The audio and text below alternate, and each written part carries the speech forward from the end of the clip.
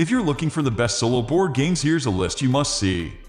We made this list based on our personal preference and sorted it based on their features, prices, quality, durability, and reputation of the manufacturers and customer feedback. Also, we've included options for every type of customer. So let's get started.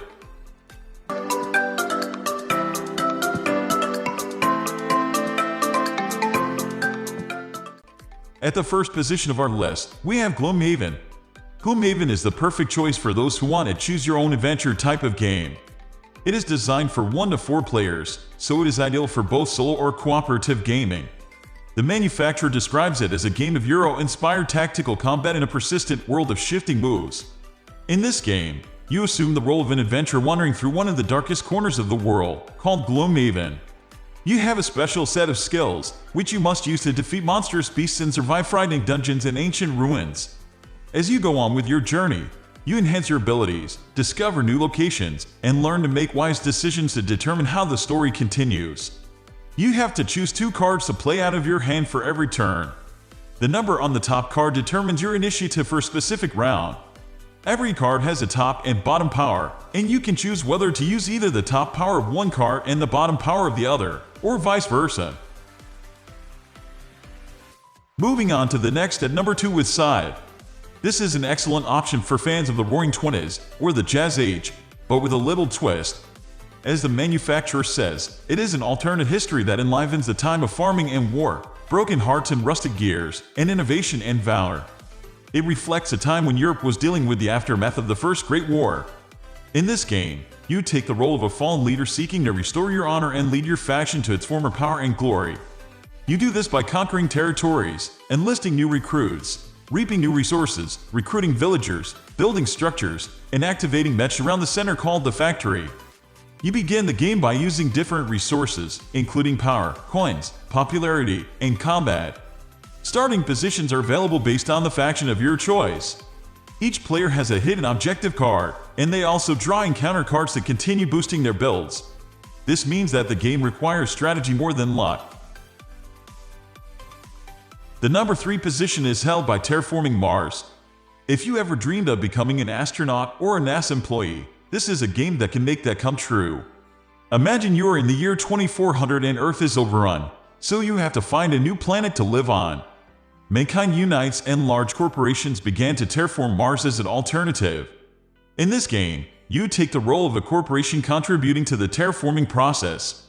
Your goal is to start projects that will balance the temperature, oxygen level, and ocean coverage on Mars until it becomes habitable. Victory points are given for every contribution you offer to the process, for every bit of advanced human infrastructure you donate, and for each commendable thing you provide. Next at number 4 we have Arkham Horror, the card game. Arkham Horror is a great solo play board game for those who love horror and suspense. It is another 1920s based game based around H.P. Lovecraft's Cthulhu mythos. The goal is to keep the dark entities, called Ancient Ones, that are lurking around the city of Arkham from dominating the world. This game is designed for 1 to 2 players only, with an option to have 4 players divided in a set of 2. There are 16 cards representing investigators who have unique sets of talents, including predefined strengths and weaknesses. You take the role of one of them to unravel the mysteries and conspiracies at work in the city of Arkham. The number 5 position is held by Eldritch Horror. Eldritch Horror is recommended if you want an upgraded version of Arkham Horror. If you are tired of role-playing as an investigator in New England, then this game expands your investigation to the whole world. The goal is the same, to defeat an ancient one, but on an international level. Since the 2 games are basically the same, the rules are somewhat similar. However, Eldritch Horror seems to offer more features since the setting is broader. Here, you defeat more and stronger monsters, and you get the chance to travel to other places. Your primary objective is to prevent the awakening of one of the Ancient Ones. Similar to Arkham Horror, this game may be played solo or cooperatively. In this version, there can be as many as 8 players. You all have the same goal, and strategy is key to attaining victory. The number 6 position is dominated by tiny epic Galaxies. If you are a fan of galaxies and other celestial bodies, you will probably enjoy this solo play board game.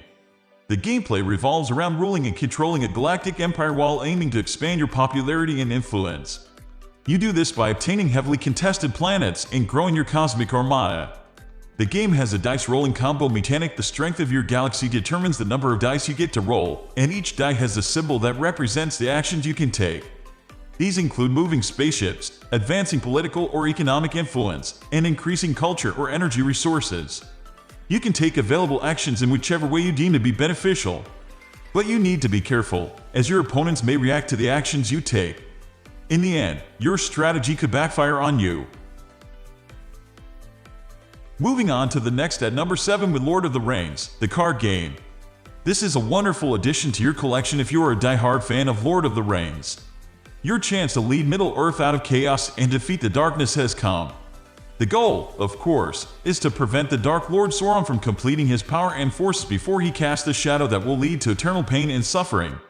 The game is designed for 1 to 2 people only, with an option to have up to 4 players divided into 2 sets. Each player chooses 3 heroes and a deck of allies, events, and attachments to support them in achieving quests and fighting enemies.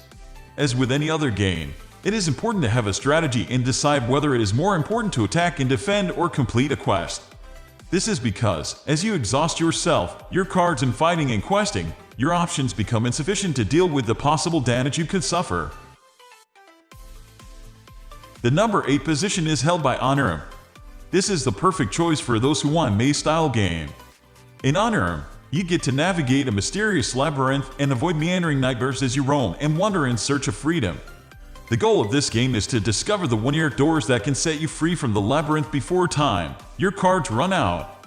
There are 8 door cards you need to gather, and you can acquire them by playing cards of the same color 3 turns in a row. Under specific and special circumstances, you can discard one of your most powerful key cards to obtain a door card. It may sound easy and simple, but you still need to have a strategy. Your gameplay will determine your fate against the 10 nightmare cards, which are all hidden in the deck. These cards trigger problems that may block your way to freedom if you do not play wisely. Next at number 9 we have Wingspan. Wingspan is a great game for bird lovers. It is a competitive, medium-weight, card-driven, engine-building board game that is perfect for those who are enthusiastic about the different kinds of birds. It is designed for 1 to 5 players, with 40 to 70 minutes playing time. In this game, you act as a bird enthusiast, researcher, ornithologist, collector, or mere bird watcher and try to find ways to attract the best birds to your aviary. Each bird then provides a powerful combination that contributes to your habitats. These habitats serve as actions that focus on 3 aspects of growth. Finally, the number 10 position is dominated by Viticulture. If you ever fantasized about owning a vineyard or winery, then this is the game for you. Viticulture is a game that is great either for solo play or cooperative gaming. It is designed for 1 to 6 players, with 45 to 90 minutes of gameplay. It contains 154 cards, including Mana cards, Papa cards, and Automa cards. The game is set in pre-modern Tuscany, where vineyards and wineries were very popular. You have inherited a vineyard with a few plots of land, and your job is to build the best winery in Italy. To do that, you have to complete a series of tasks like planting vines, building structures, and filling wine orders. You have workers and visitors that can help you finish these tasks during different seasons. Viticulture is suitable for both solo gamers and partners. If you are looking for something light and easy, then we recommend checking this game out. That's all for today. We upload sports product review videos every single day. So, don't forget to subscribe and hit the bell icon for the upcoming video notification.